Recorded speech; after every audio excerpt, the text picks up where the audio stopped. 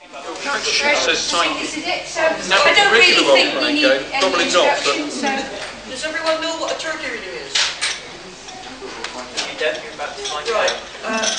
Very succinctly, we will sit here and read bits from very bad books until you pay us to stop. Other people of a more sadistic bent, or otherwise, may pay us to continue. And This the is a door small gets contest. locked as soon as they start, so you can't get out. Okay. Our readers, Chris and Fiona, who's also the answer to number 17 in your conduct quiz, is me. I get killed. Message. It's the one, I forget what it's called, but it's the one where there's this huge fight in Hong Kong. I think it's in Hong Kong, in this big building. What's his name? oh, legit! Yes! Legit! Yeah. Yes, got you! Him. Right. Him. Yeah, him. Okay. I get killed by a helicopter explosion. oh, this is your untimely demise of McKinsey's Doctor Who book. Yes, yes. I can't remember what the book is, but We worked out, of course, that actually you should make a Toon-style dramatic escape.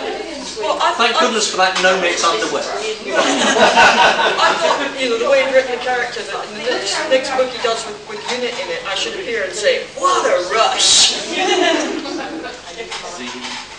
That sounds like organising conventions. What a rush! Okay, we're going to start off. We'll start off with a time-honored classic, Adrift in the Stratosphere, by Professor A.M. Lowe. Not a real professor. He is a real professor. He was a real professor. He was actually a real professor, widely known for his scientific inventions and advanced theories, none of which appear in this book. Has in this book turned to fiction, as one who during the First World War was officer commanding the Royal Flying Corps experimental works and later president of the Interplanetary Society, he was a total loon. Has taken this opportunity to write one of the worst pieces Quick to stop, we get the picture, let's just hit the book. Mars sends the Death Ship. It's about 3 boys who accidentally fall into an ether craft and end up flying off towards Mars. The people of Mars are not happy.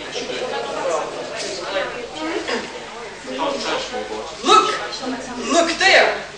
Philip Joyce shouted the words in a horrified alarm, and his 2 companions spun around and gazed in the direction of his pointing finger. At the other end of the cabin of the Aeronauticus, you can tell what sort of thing this is, the ship's called the Aeronauticus. Pretentious? What? Philip could see a number of men. He got a big deal on punctuation for this book as well. If men they could be called. They were taller and stouter than normal human beings, and their very heads seemed to scrape the roof of the cabin. They were dressed in vivid colours, some in red and others in green. But the most terrifying parts of them were their faces. Vicious, malignant faces that seemed to Philip to bear 2 noses and an additional ear on their foreheads. Obviously, the final frontier. Well, actually, it's Davy Crockett reference. Yeah, they were upset. What is it? Demanded Peter Handley in alarm. He could see nothing, and Philip seemed to be pointing into thin air. You can't see anything? Philip blinked and rubbed a hand across his eyes. Heavens, you must see them. Look, men! Ducky. Men, I tell you, in red and green. Should they be seen except one Irishman? Are you blind? Look, there! And he pointed a trembling finger towards the other end of the cabin. Peter looked at the 3rd space traveller, Victor Standish, and there was alarm on his face. Well, you can't blame him. Was this some new terror from the Red Planet? Some new horror that had gripped Philip before they had taken hold of Peter and Victor? He's seeing things, said Peter gravely. It's Mars again, of course. 20p to carry on. Mars is actually making him see things rather than he's seeing things. It's Mars, for those people who might be confused by the sudden change. Never had that shock. It's Mars again, of course. Yep. Pull yourself, Phil. Together, Phil. He continued, trying to control his alarm. Look at us. Do we look all right? Yes, you look all right, replied Philip vaguely. But look, can't you see that man in the bright red dress? Please, to carry on, I want to know more. It's David Trace. Oh, another quid to stop. Now I know his name, I'm not interested anymore. He's pointing a finger at me now. Look! Peter and Victor both stared in the direction indicated, but they saw nothing. Lucky them. Nothing except the rows of cylinders and masses of intricate equipment. Listen, cried Victor quickly. I can't see anything, but perhaps the Martians are sending out images by some means to frighten us. Maybe Philip is the only one who can see them because his mind is gone.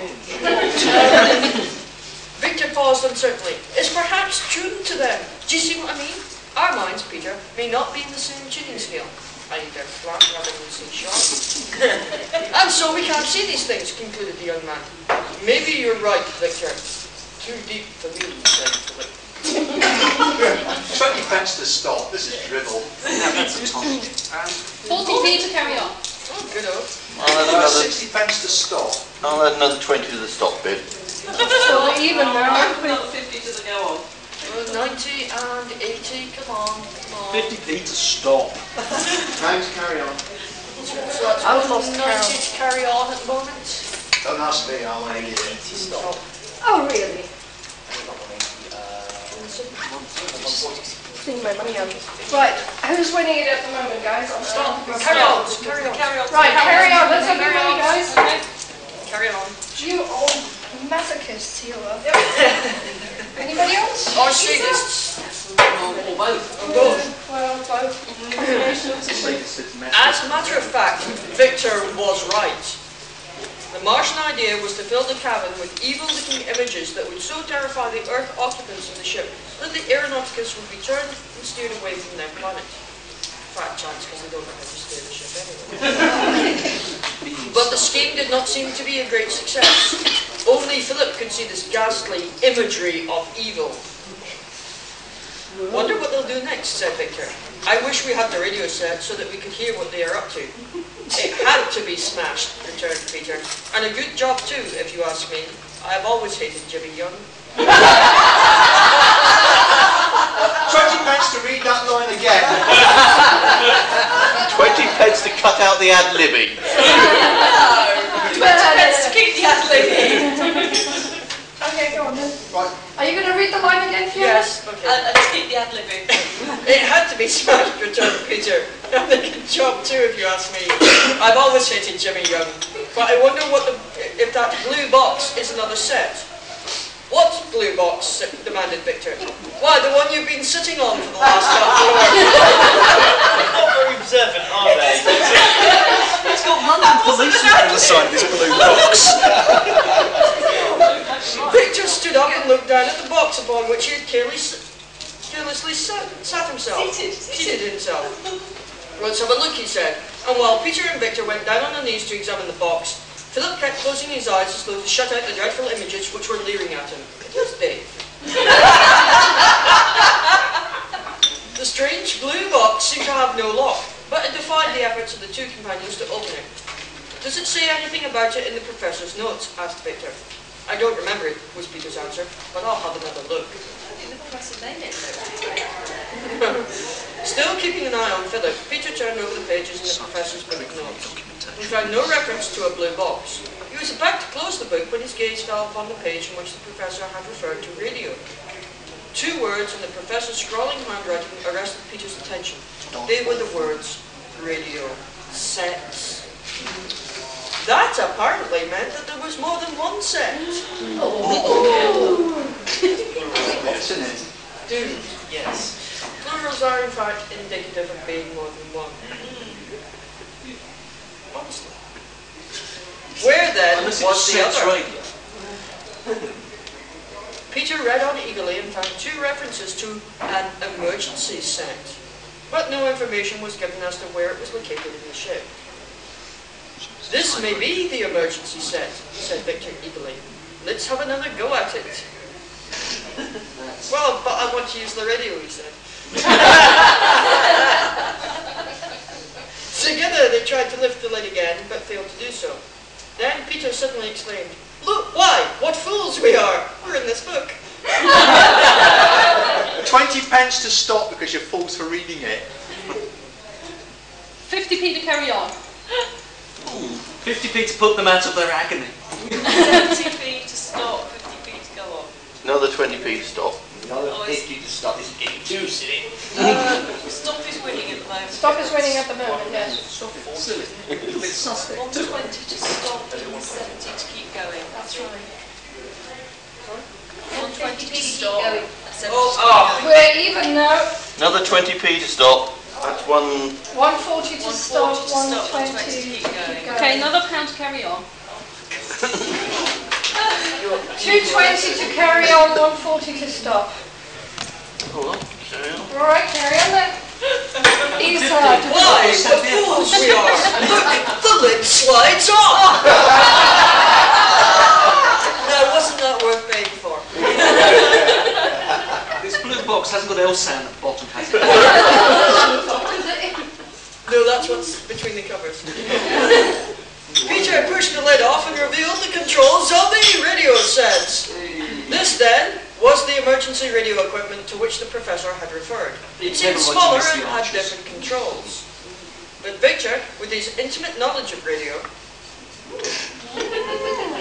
The other boys didn't like to talk about that. Look, this is before the days of the internet, they had to make the... was soon able to get some life from the sense. You get life for that, too. Time to stop that diabolical. It's got life in quote marks. Time to stop. Now we know what happened with the Pound to radio. I've stop. got to finish at least this paragraph. It's okay, he said. Got a page of paragraph. It's A okay. distant hum emanated from the set as he tuned in, and presently the sounds of speech came through. Then, with finer tuning, a voice thundered out of the speakers. It was the voice the three space strugglers had previously heard bawling out its orders of attack. This is the voice of the Mr. Ron. You should be so bloody lucky. Do you wish to continue with your Time to stop. your plan to stop there? 20p to stop. So we got £1.20 to stop. Anyway, You don't want to hear what the Pound next to carry got to on. say? I'll add 20 pence to stop. So that's 140 to stop, a pound to carry on. Another 50 to carry on. 150 Another for 50 to stop. Another 20p to stop. 220, come on. The stops win it. Don't know about how much, but they win it. Yeah, Too yeah, tight. win it. Okay, Kat, we're Ah, going it's to stopping. over to Kat, but before she starts reading, we're just going to have her hold up Who else is the cover of stopping? the book. Just in Anybody case you else? have any idea of Okay. why I practice A burning. pound not to read that book. Oh! I have actually read that. Guy N. Smith. Yes, it is. The man referred to by Dave Guy N. Langford Smith, as Guy N. Smith's a who hasn't got wanker. those glasses The on. N stands for nauseating. I'll give you a Published little on bit. Published Review. I'll give you a bit of the blurb on the back. Death was emerging from the sullen sea. A night settled on the peaceful coastal town. The only sounds to be heard were the gentle lapping of the waves on the shingle shore and the rustle of grasses in the sandy dunes, and a warm breeze blew on shore. Occasionally came the echo of distant laughter and music from the unsuspecting holiday camp. Then they lurched out of the water. Moon-driven, coldly mad in their need to destroy, to kill, to eat. In their hundreds, huge and evil, they crawled, waving their claws of death, feeling their way towards Oh their God, prey, this is so bad. saying, "Come on, join in the Saturday night festivities." Anybody wants to talk about it? I think that's worth 50p just to have heard the blurb on the back. We have a pound not to actually open the book. Come on. Pound to open it and start. We're Now we even, so we need something another else. pound to read from this because I know the line she's going to read. Yeah, 20p to carry on. Right, that's a big win. £2.20. Brace yourselves. It's the name as well, just cracked me up. Ricky Winterbottom was a worried man. And not just because of the crabs.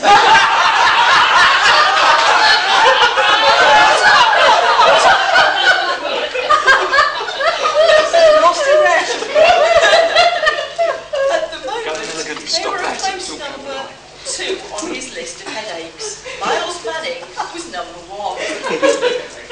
Christ, the boss was a real bastard.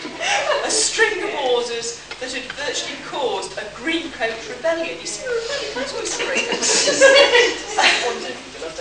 Get the boating lake in action again and get the reserve kiddie motorbikes off the scrambling track and onto the donkey field, so there wasn't actually any break there for any breath.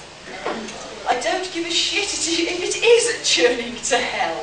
A greencoat show matinee as well as an extra performance tonight, and we want 2 major feature films showing at the cinema. Again, no punctuation there to breathe. The miniature railway can still run as far as the seawall and back. Quadruple the bingo prizes and have all callers on standby. None of the shops are to close before 10 tonight. To use the chief's own catchphrase, Jesus H. Christ. Carry on? 20 feet, carry on. Yeah. 20 p carry on. Yeah. 20 p to add some punctuation. Good.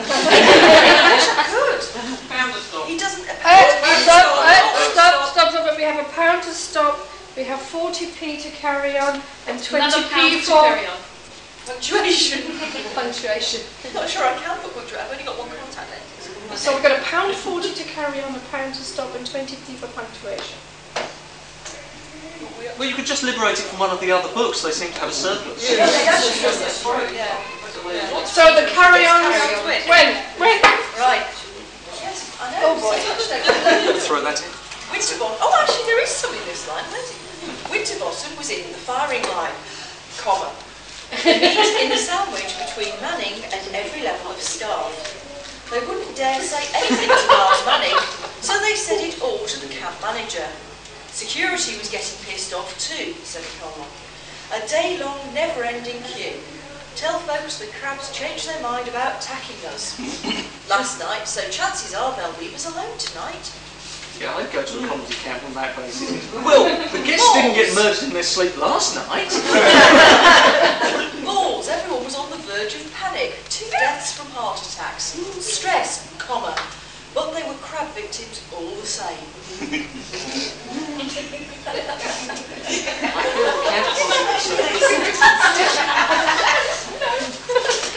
How's it going, Ricky? Miles Manning, wearing a spotless white duck suit. You must be crackers! Appeared in the manager's office. He's going to get increasingly annoyed and his voice is going to get squeaky. Suave, comma, he might have been a district I think actually the duck refers to a type of cotton. Not None of us can get near each other. It's not what he wears to be thrown in the pond. Suave, he might have been just a commissioner in Africa when it was still part of the empire, comma, inquiring how many natives had died in a recent outbreak of cholera. He didn't really give a damn really, but he asked just the same. Stop, please. Pretty dire.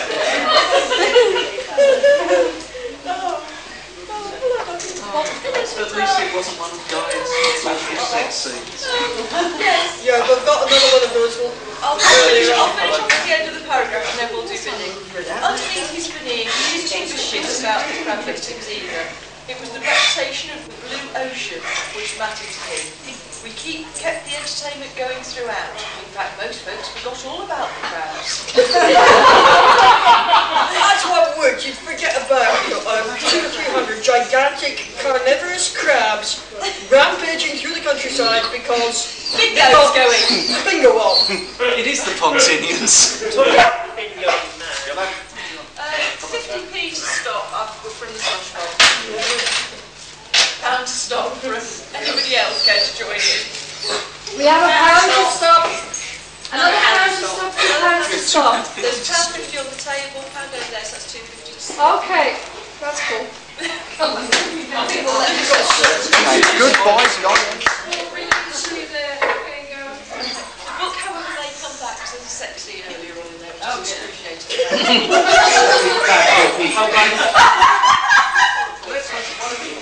Yes, you're going to turn the rest of the country if you go to a crap-infested holiday camp to get away from it all.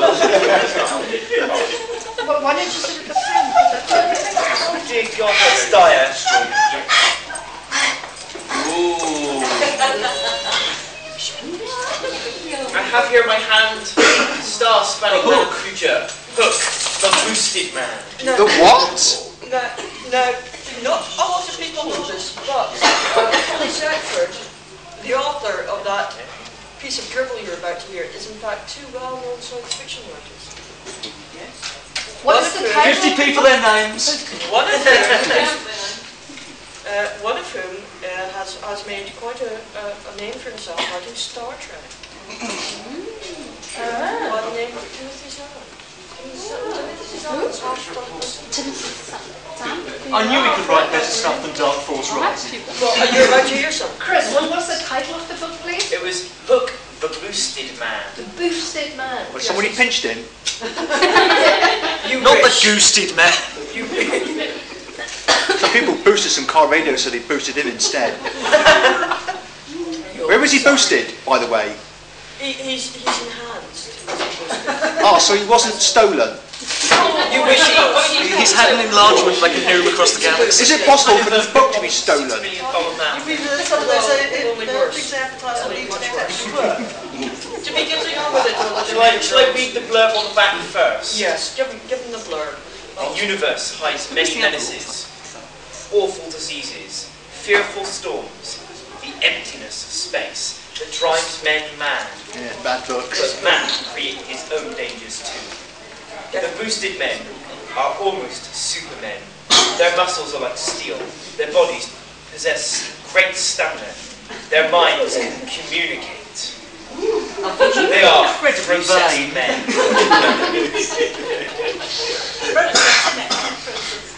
Sounds like something you find in the processed meat aisle, doesn't it? They can Processed meat. Won't that be the green things and the red green ones? She's getting the hang of this. Get on with it. They present a threat to any community if these powers are abused and confused with the lust for power. Which of course they are. Apart from quotes, our hero. Who's against them? In case you had one. How can he be a hero with a name like Hook? Spielberg tried it in his film, you know. Bad guy!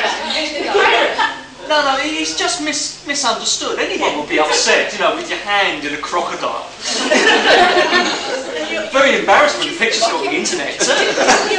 Okay, I shall start reading from this book then. Rider Hook jumped the last 3 treads of the mobile pedway from the space shuttle to concrete. He was on planet again, comma. He owed dunnage filled with costly clothes and the trivia of wealth of the wealthy. His money belt bulged with metal,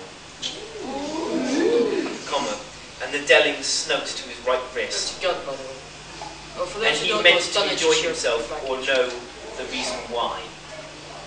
Which is in this book. He's got a whole new edition. No, it's in this book. That's why he's not enjoying it. A shocked, incoherent scream ripped apart the warm afternoon air of Mergon. Over the heads of the passengers in front of him, all abruptly stopped in their tracks.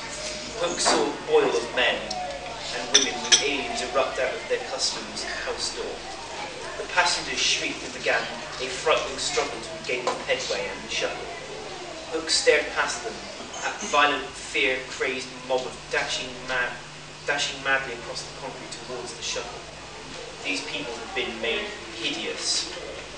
Fungoid growths dripped from their faces. Naked bodies. Carry on. How to carry on? Hang on.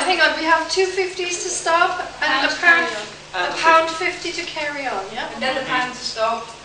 How to carry on. It's classic writing. Right, £2 £1.50 to carry on, £1.50 to second author. Yeah. So Well, carry on. 50p for the identity of the second author. I think film is wrong, actually. So. Is that for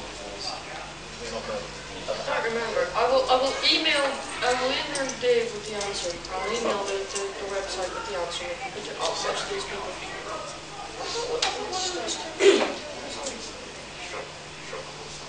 No, Robert Holdstock wrote Ravens of Mistress of Chaos under a pseudonym.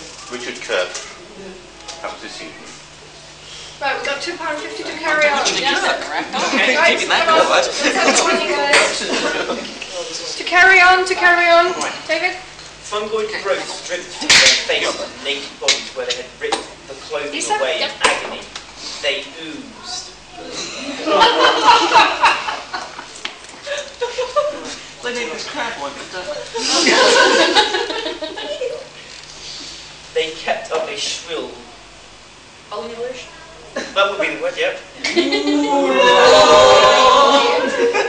Go on, 20 pence to pronounce that word. Yes. Put some money in. You can't actually, you have to be able to read. So it's a television show.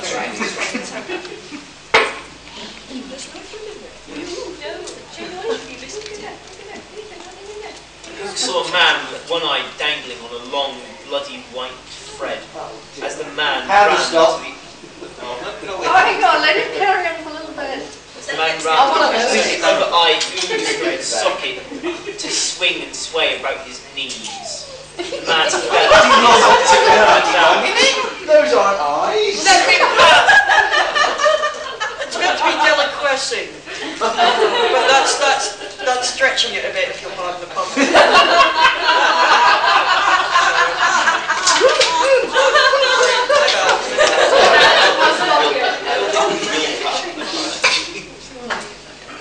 Let me pass, screamed a whiny-faced jail side hook. He lashed out, staggering a criffman who obstructed him. They're diseased! They'll all infect us all! I think we've got £1 on the table here to stop from the slush fund, £1 from Amanda and 50 from me. 40 pounds stop. Yes! So £2.90 to stop. £1 to start. Yeah, 350 it's to a stop. lot.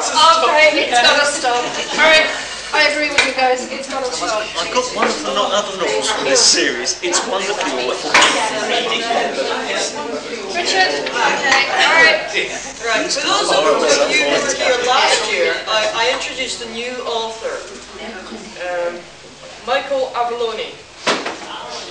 What? What's that, Michael Avalone? Avalone. Remember the guy with the hat? The man who was trying to find his hat when he was being...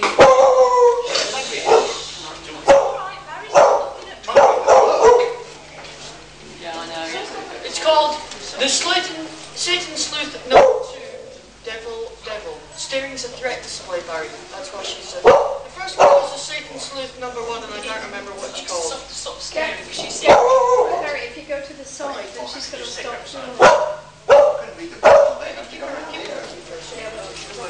That's how she reacts. I already know what this one is. I'm scared. Yes, Satan Sleuth No. 1, Fallen Angel was the first one. I'm just going to start from actually the inside cover.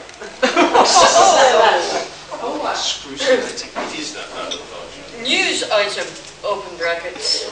Eastern Province Herald, Port Elizabeth, South Africa, December 11th, 1973, close brackets. Mystery man arrests voodoo terrorists. Baron Samedi hoax exposed. Haitian radicals imported here to take a foothold amongst the native mine workers with voodoo rites and belief came a cropper yesterday in a bizarre finale to the recent outgrowth of terror raids and brutal murders. As hundreds of black employees gathered in the open field near Straw Head to listen to yet another reincarnation of the legendary Baron Samedi, the man who will not die, an unknown stranger dressed in a priest's cassock broke up the meeting with smoke bombs, firework displays, and simple Yankee one-upmanship. The stranger challenged the Baron to a gun joke. The Baron refused crowd hooted its derision, trampling their sanity widow dolls. The priest then engaged the Baron in a stand-up, no-holds-barred fight and beat him soundly to the amazement of the onlookers. The mines will return to normal on Monday. Voodoo is finished in South Africa, and no one can say who the stranger was or where he came from. Altogether now, who was that masked man? Hey. Local authorities on hand to regulate the wildly enthusiastic throng report the stranger disappeared into the confusion following the fight. More to come. 50p to stop. How to carry on. Another 20p to carry on. 52 pence to stop. You're out of money already, are you? Another 20p to carry on. I think the carry-on's out. Yeah. Yeah, go on. I gotta put the quid in. Who else to carry on? Satan's Anybody sister. else? Oh, Lizzie, you're right there at the back. Yeah, that's all right. And the Prince of Darkness turned to the assembled women of the village of Tarnwick and proclaimed, "Cast off your worldly vestments, and vow your love and allegiance to me, for you are each and all sinners, and therefore you belong to me who walks in the shadows." The Witch's Handbook, page 9, Sailing Press, copyright 1973. What? It's a long way of saying get your babs out. The Dark Electric. That's all it says. It doesn't say what dark electric thing it is, but the dark No, they electric. supported the Grateful Dead. Only the moon saw them. A Manhattan moon, riding high and full directly above the skyscrapered heart of the city. A moon clearly visible in the starry, frosty November sky, yet the city was asleep. It was past 5 o'clock in the morning, and the familiar, muted current of throbbing vitality that made New York a perpetual dynamo of released energy and unharnessed animation had now come to a momentary standstill. A time lapse which should only last until dawn and then disintegrate into the scream and rush and roar of vehicles in motion, jets in flight, construction in progress, people in pursuit of their hopes, dreams, and livelihoods. But for now, only the cold voice of a wind whispering across the stone brow of the city could be heard. Only that, and the occasional mournful, lonely, and desolate hoot of a pump in the sluggish rivers embracing the narrow island of Manhattan. The bitterly chilly early morning air did not seem to disturb the 13 people forming a large circle by clasping their hands. Though they were all stark naked. I remember, this is Manhattan in November. And no one's away. The bitterly chilly early morning air did not seem to disturb the 13 people. They were all stark naked, their contrasting bodies pale blurs under the light of the full moon. They did not belong to a nudist colony. Oh shit, Sherlock! Manhattan. Nor were they nudists for the sake of nudity itself. Of course, going naked was important. Essential, really. That's the book.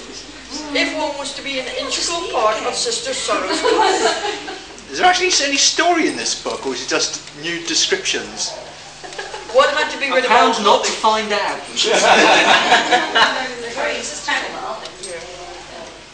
We've got a pound to Sure, stop. the book has We have a pound to stop, yes. Time to carry on.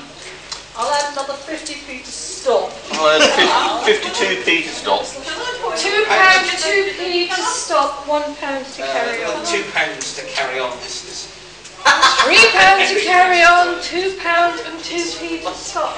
You can't seriously believe that. 40 to stop. And I think to capture some action. Oh, I'm going to want some money to That depends on what you define as action, though, doesn't it? FBI, do you believe in sorcery? Yeah, I don't know. It depends whether it's action or Carry on applied some action. Yeah, let's carry on to some action. Yeah, I'll support that. Hang on, what have I got?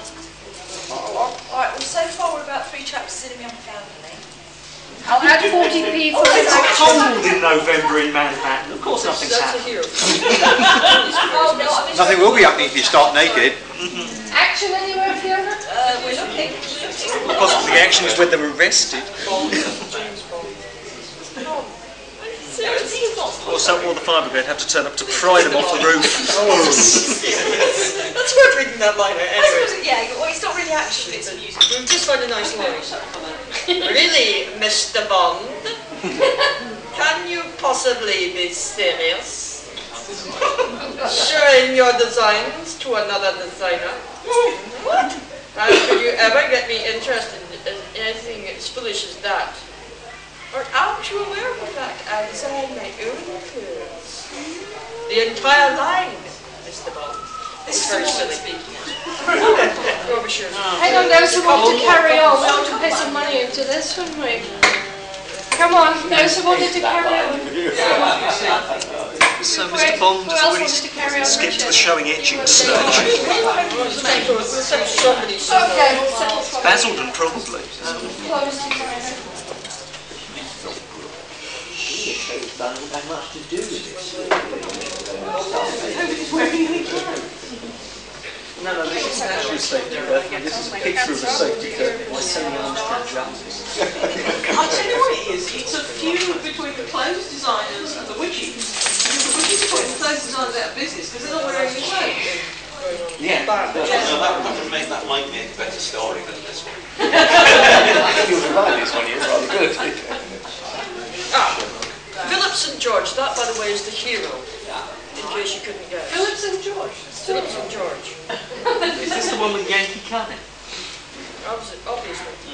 Philip St. George as opposed to, you know, Wanda Girdle Fitzsnuggly. Phillips and George, so that was two. Philip St. George. St. George. Having unfortunate idea of Duncan Smith. Philip St. George was not prepared for what happened next. With the window wide and his oxygen mask on. No, sorry. Excuse me, is he wearing a coat? We're not sure. With the window wide open, the night air slipping in with chilly, windy cold, the bat did not react as it should have done. It went haywire. With lightning speed. The patio beyond the windows ended with a lone stone wall that ran at an oblique angle before it joined a corner connected to the adjoining building.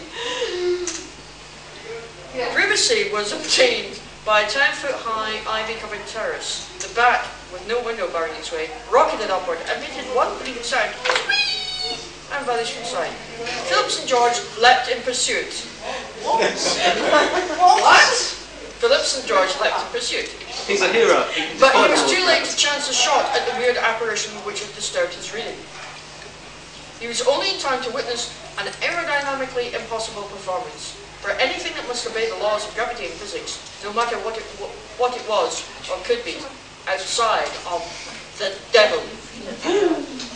The black bat soared upward and leapt from view, as if plucked like a kite on invisible strings, and it was gone!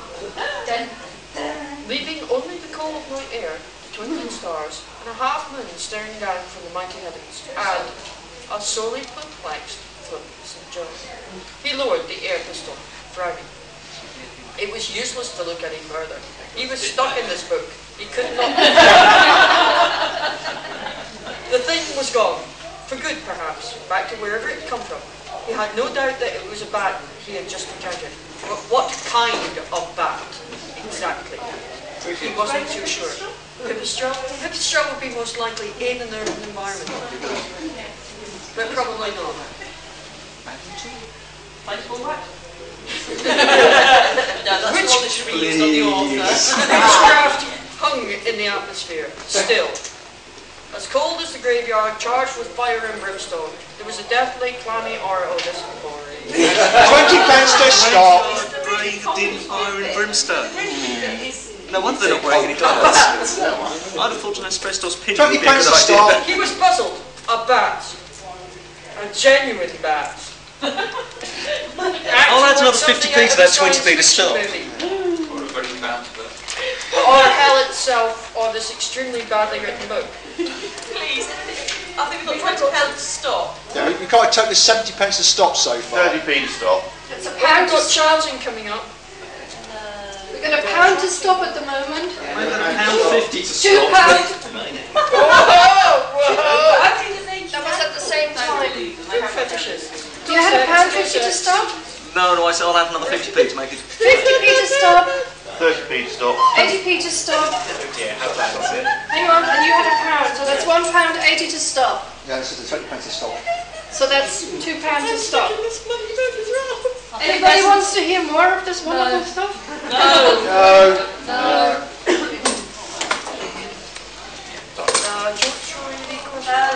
There's £1 if you each take a book at random, open it up and read a sentence each. Okay. That's bizarre. That's okay. Yeah, we can do that. Let's see if we can make these sentences into a coherent narrative, because they couldn't have. Open it up. Yeah, that's good.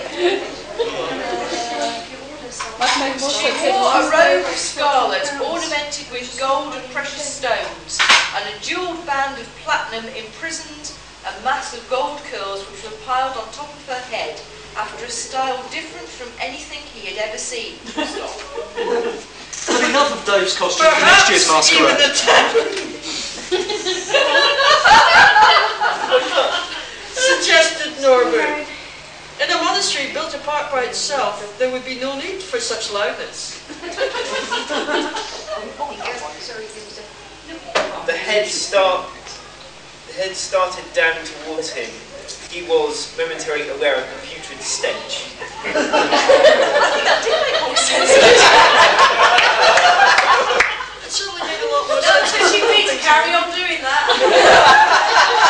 Add another pound to that. Yeah, we'll do it. Okay, Right. brief it. One more book each, one sentence. Slowly, hesitantly, trying not to meet each other's eyes, the hunters began to move. While none of them offered to turn and fetch Joar Fane, who was watching from inside the house with their father. With one exception, they opened up a path through which Sarleon would be able to pass. And again, there were planets so enormous that gravity, always proportionate, would have made walking impossible. He turned out the light and waited until his eyes adjusted to the dark. For several long moments he stood there listening, body tensed. Sort of works, doesn't it? It's sad how good it works. I'm just waiting for someone to read a sentence and people wanting to pay to carry on. Yeah, everybody wants to pay more money for us to do this. Well, what I had at last con was while doing that, they had to do it as some kind of super person. So like one laid on a table doing Superman while reading. No, late night last night. Late Maybe. night. We only have one Anyone who table. wants to do Superman can keep it to themselves, thank you very much. Yes. Entirely different context. Just ask the invisible girl. Go for Planet of Peril. Planet Peril. Oh yes. Right. I hope all of you are at least at key stage 3 in your numeracy. Because there will be a quiz later. You have to work out how many men he's got left at any point in time. And I will be asking questions later. You will be marked on this. This is a part of the core curriculum for this convention. Right. This is Planet of Peril, a daring do on a world of primitive monsters. Otis Aldebert Clyde. Comparable to Edgar Rice Burroughs at his best. Apparently. This is chapter 12. From among the 100 warriors, 100 warriors, marshalled by Orgo Ransom. Oh, sorry, Oro, there is a common error by Oro. Ransom, I should think it's Ransom selected five who appeared above the average in intelligence and acted as officers, each to command 19 men. Absolute silence was observed as they marched. The Earthmen led the column, followed by Oro, with 20 men with 2 sets of sabot fetters. Okay. Can I put 50p in for nobody to heckle me when I get the words wrong? I would put in 50p to ask what a sabot fetter is. It's something you use for tying sabots up. It's obvious, really. Yeah, absolutely. this group came the next officer whose crew carried a mattock, a rough tripod that grandson had made for it, and ammunition. The others brought up the rear. It was not until they arrived at a point near the matting pens that they saw the torches which had been planted before the central building. The doomed girls were huddled in a small group near the doorway, guarded by a dozen soldier sabbats. So the sabbat fetters must be keeping the soldiers back.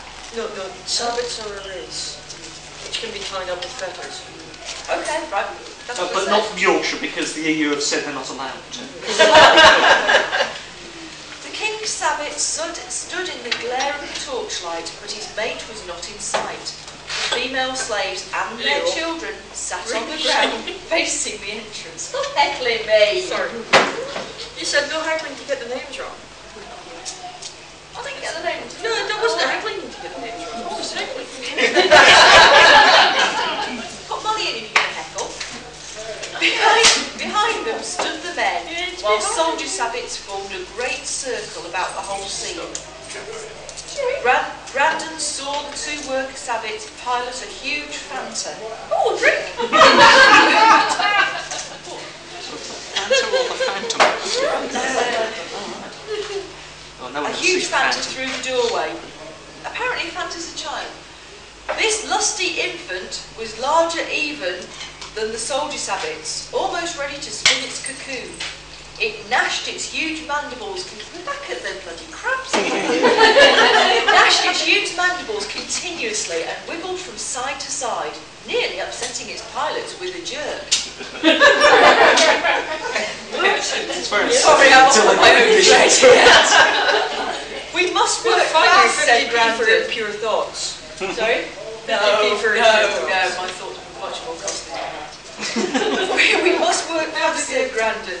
If we would be in time, if we would be in time, the plan is as follows. Oro will take 20 men and a large set of fetters and circle coming up behind Then the will that leave buildings. Brandon with? 80. Well done. When he hears the report of the mattock, So, okay, yes, I'm thinking bang, or is he going to be Probably bang. bang, hopefully. He is to cut the door at the rear of the building and go immediately to the chamber of the Queen Sabbat and make her prisoner. Prisoner what? Pound carry on. Pound carry on. 50p to stop. Carry on. £2 to carry on against £1.50 to stop. £2 to carry on, any more bits? We're outvoted, Isa. Naja, so ist es halt nicht. Da kannst du nichts You two will take your detail and go with Oro's men to the rear of the building. Upon the second report of the mattock, one detail will charge round to the right of the building and fetter the King's Sabbat, while the others charge round to the left side and rescue the girls, placing the guard around them. The fourth... We had 5 details, didn't we? Yeah, okay, right. The fourth detail will go into a place behind that large surface route to the north of the Sabbats, while the last one will hide behind the matting pens on the south. You paid for this, you paid for this. At the third report of the mattock, bang, bang, bang, they will rush in and surround the slaves assembled before the... What they were rescuing? Before the They're building. rescuing the girls, who are obviously different to the slaves. Apparently, yes. 50p for a map of this. No, I don't think we next year. could. Do a map next year. But you thus will be left alone, remonstrated Oro. The Sabbats will overpower you and kill you, for you cannot resist an army single-handed. Resistance is Can I put 20p in to clarify, is it the matting pens or the mating pens? Matting. Matting. Yeah. Matting, Mr. Lyman. Bear in mind, I only have one contact lens. Mating. Sorry, it is mating. Sorry, it's more fun matting. Rather work on the side. It sounds like doctor's advice of, can't you just take up macrame or something? Raffia Did work. we have any bits? Give you an explanation of why Matthew is 400 ladies. In this book, university. And someone says he'd hurts every time. Right, go on, Kate. That was an explanation. Like you That take was up a an Qur'an or explanation. something. Have no fear for me, replied Grandon. Only do as you are bidden. Go now swiftly and silently as possible. There is no time to lose. In a moment, Grandon was left entirely alone. He quickly mounted the mattor, that is mattor, meanwhile watching the ceremonies of the sabbats from time to time. The King Sabbat had come out in front of the and was haranguing the slaves in tone language. Gonna find you Clearly he two speaks in for being naughty. speaks in dialect code then. Tone language. Yeah. No doubt warning them that if any of their number should ever attempt to escape, a fate similar to that was being meted out to the girls awaited them. After droning out his warnings for a full 10 minutes, the King Sabbat stepped to one side, whereupon 4 worker Sabbats seized a girl, 2 on one side, and carried her before the Fanta. I think we know what's going to happen to her. She's going to get saved, yes. Grandon quickly withdrew a clip of explosive bullets he had in the mattock and inserted one of the solid missiles instead. The girl was being pushed feet foremost towards the great gaping jaws, and although he knew Oro would not be ready, he took careful aim at the hideous head. Just as he was ready to press the button, the form of a man appeared in a direct line between the mattock and target. Grandon lifted his tripod, intended to try a shot from another position, when he saw the man, who had momentarily saved the Fanta's life, hurl a huge rock fragment straight for its ugly head.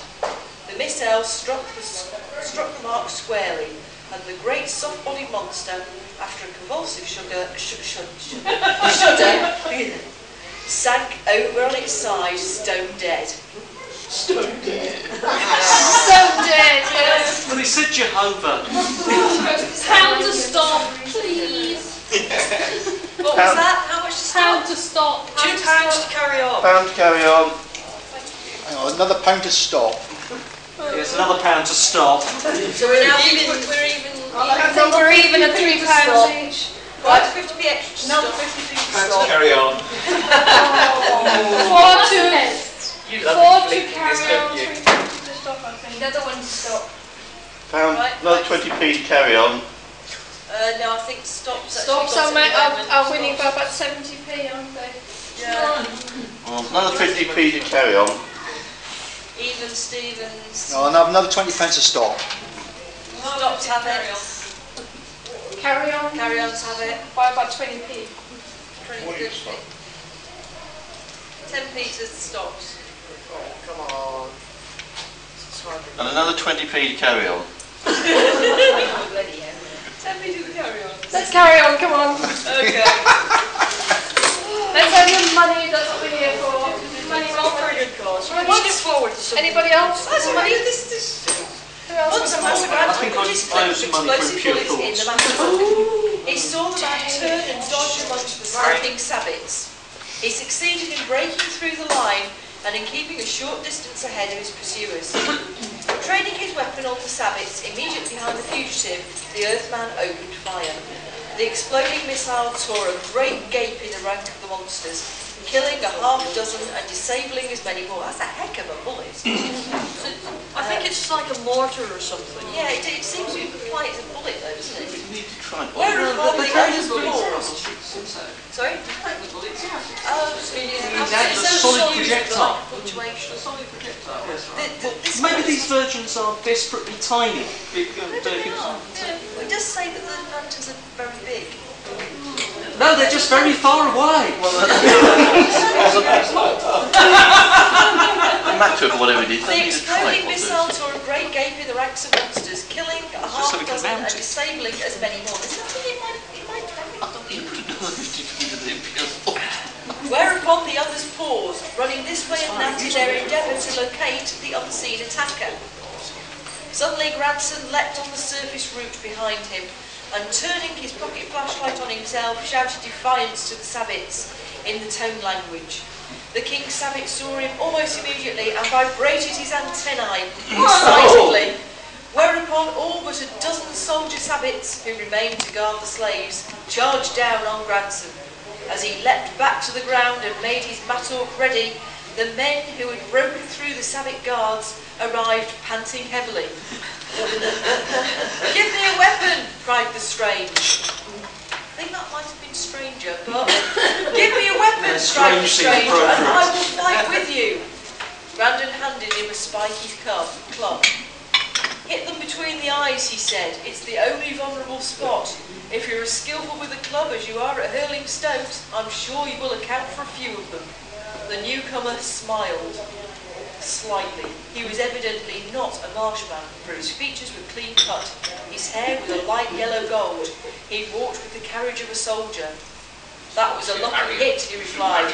"Throwing stones is not my speciality. I could do much better with that weapon." Grandon fired the signal for a second attack. "Where did you learn to use the mattock?" Grandon asked his ally. "I was captain of the armies of Meridian." Pound to stop because now I'm completely confused. Thanks for joining me. Yeah, £1.50 to stop. Yeah. £1.50 to stop. Another £1 to stop. £2.50 to stop. Nobody to carry on. Any more to stop? Yeah, about another £1 to stop. Oh, brilliant. Yeah. This got even too bad for me. Who would like to hear more from Boosted Man? 50p for him to not pick that book up. I'll 50 to that too.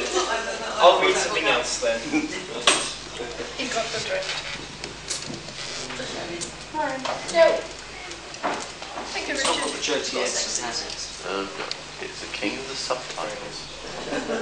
No, couldn't put that. Footnotes, I didn't follow that. Have here Bunduki and Dawn. A pound not to!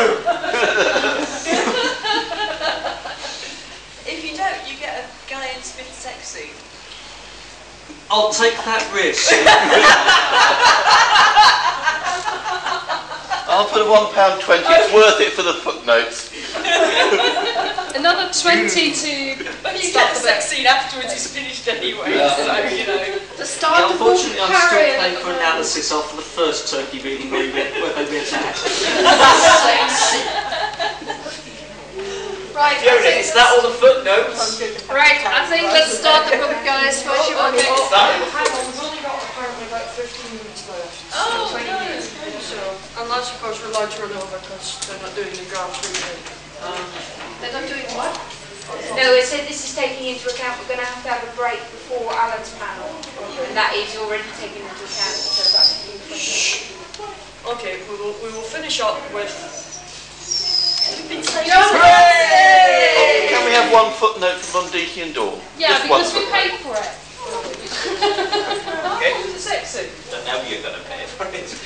Being unable to care for his younger brother adequately after the death of their parents, Captain Hugh Bulldog Drummond QV accepted Lord and Lady Greystoke's suggestion that they adopt John.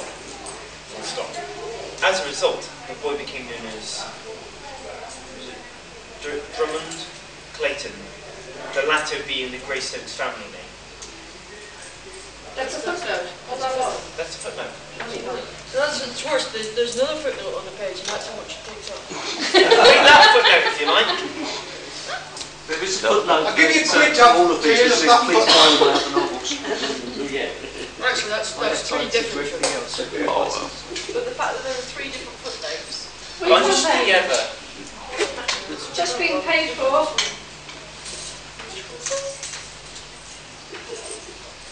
You know, it's really There's bad giggling. writing. So.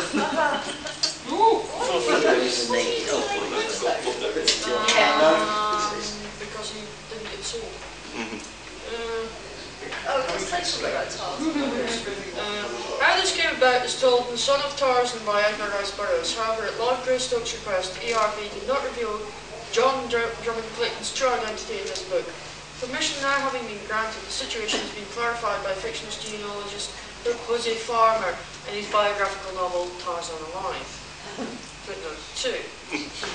The history of Captain Hugh Bulldog Drummond is recorded in the books by H.C. Sapper Melville and Gerald Farley. They were instructed to avoid making any references to the captain's younger brother so that his enemies would not learn of the boy's whereabouts, being usually bad chaps. And the last one. Although Armand John Drummond Clayton and his wife had served in the same resistance cells as Miss Amelia Blenkinsop, MABSC, Oxford, Odd Man, HOGOA, Political Girls Association. Some of whose exploits are recorded in Blonde Genius by J.G. Edson, the author. Their family background did not meet with the specialist requirements for Dawn to attend Blenkinsop's Academy for Daughters of Gentlefolks. So there. Are you happy now? Yeah. Is your life top filled with joy? I think it's worth another 20p, so thank you very much. Alright, all of those who were here on Friday will have seen the absolutely excellent production by the Armadacon Paralympic players of Wobblies and Moon. Not so much strolling, staggering. That's right, I said paralytic players. So it was footnotes. Okay, this is another short story from the same collection. This is called Satellite Peril. Oh, dun, dun, dun.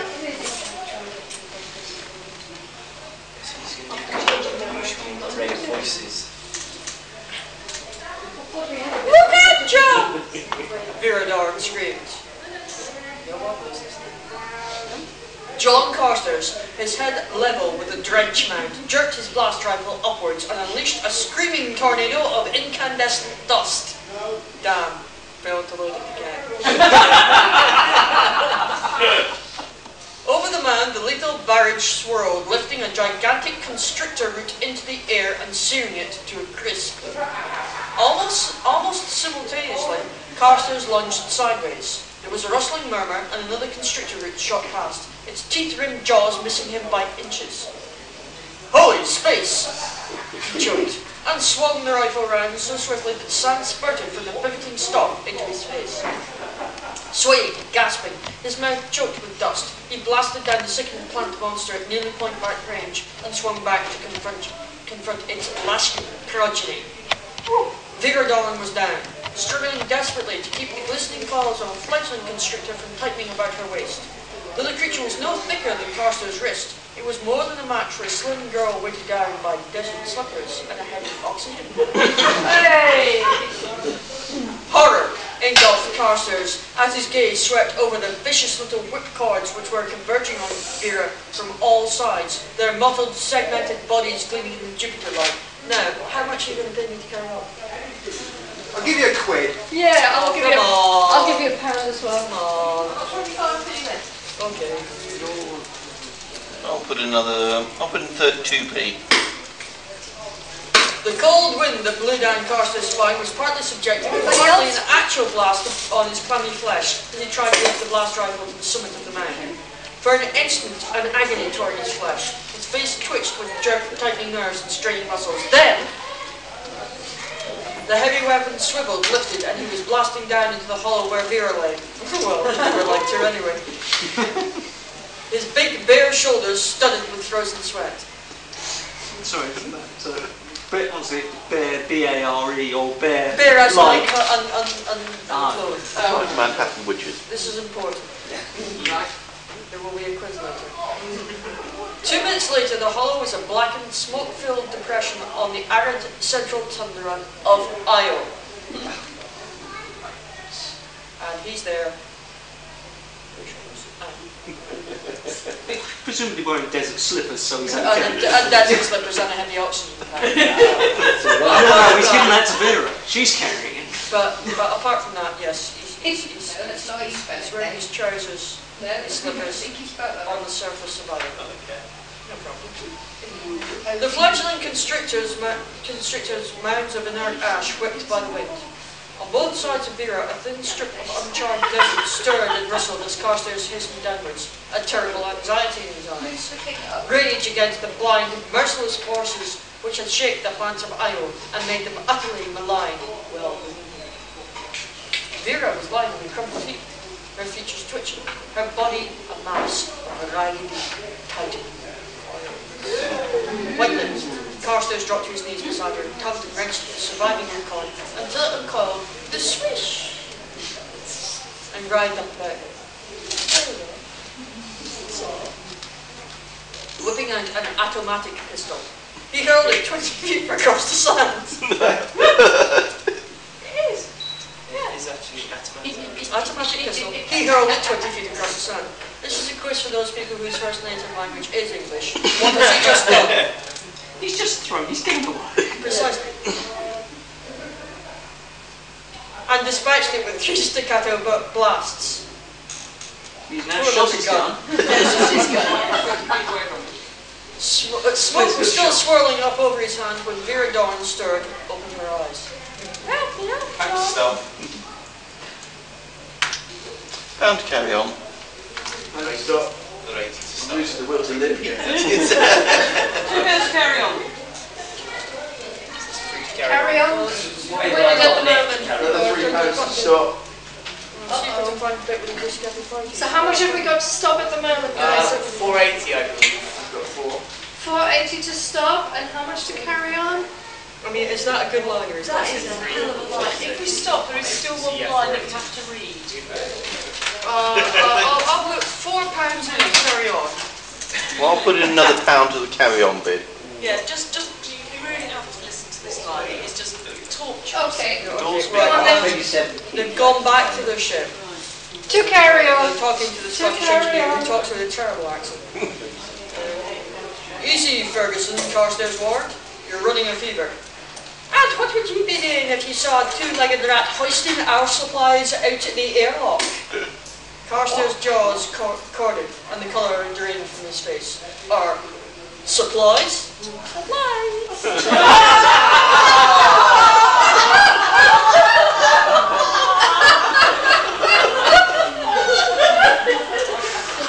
Need to stop you doing that again, please.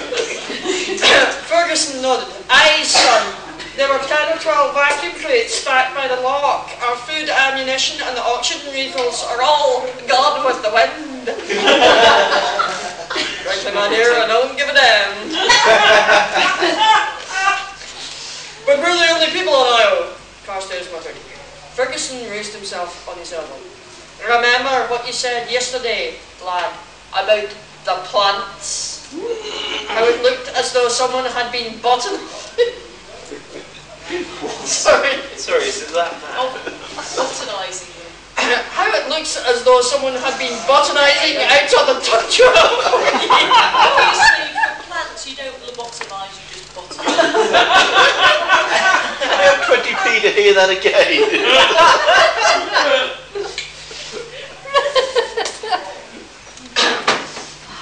Remember what you said yesterday, lad, about the plants? How it looked as though someone had been botanising No, can't do without laughing. out on the tundra afore ye.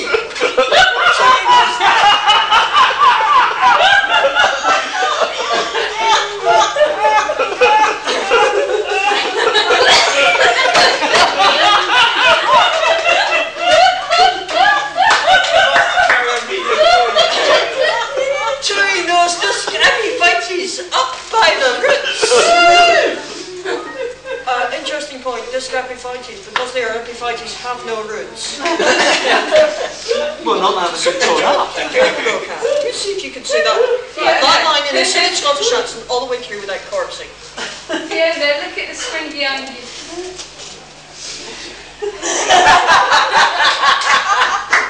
That's one day. Remember what you said yesterday, lad, about the plants? A boot. About the plants. How it looked as though someone had been do it. You can't even make it. Out on Not the without being tundra arrested. for you, tearing up those discephalites by the root. It is impossible. Go on. It is absolutely Go on, Chris. With stupid accents. Stupid accent. Okay, where is it? Remember? Decent accent. Bloody hell. And we've been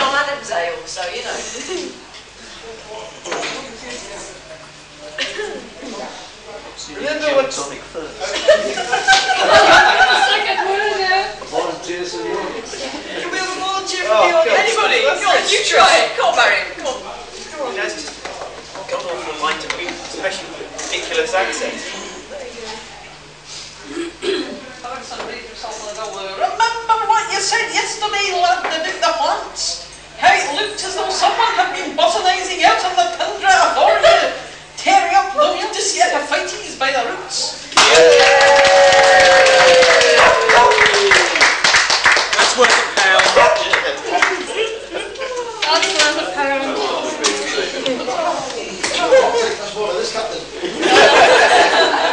That's right. He says he mentioned the ship cannot take it, and he's right. I think on that will end, unless of course somebody wants me to just read the first couple of lines of what was in there. Yes. Oh yes. John, Scroll like up again. We're going to run out of time soon anyway, aren't we? Yes, well, I think you get 2 minutes. a pound for 2 minutes of wobblies. Okay. I'll give you the rest of my money for wobblies. I got £2 left. Alright. There you go. Come on. It's for charity, guys. John! Wake up! Vera Darden screamed, pounding on the door of Pastor's sleeping bird. The wobblies have broken loose! It's for charity, guys. The curator of the Interplanetary Botanical Garden stirred, yawned, turned over and buried his head in the bedclothes. Charity, come on. John! Give us your money. Open the door! The wobblies! Yes. Carstairs leapt up in consternation, which is a small town not full. It's a gaming convention. Throwing back the bedclothes so violently, they wrapped themselves around his long legs and sent him sprawling. Shivering, he groaned, rolled over and struggled to a sitting position. Take it easy, Vera. Knuckling sticks from his eyelids. The blasted things aren't flesh eaters. Oh, but darling, if we should so lose them!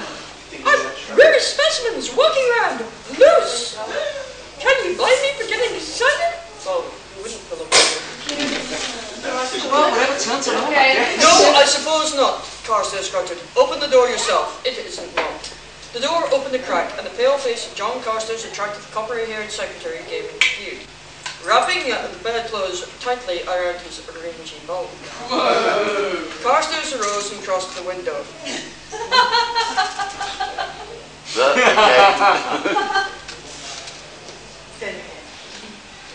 When he pulled up the shade, the glint of earthlight from the lunar Apennines grazed his pupils, dazzling him.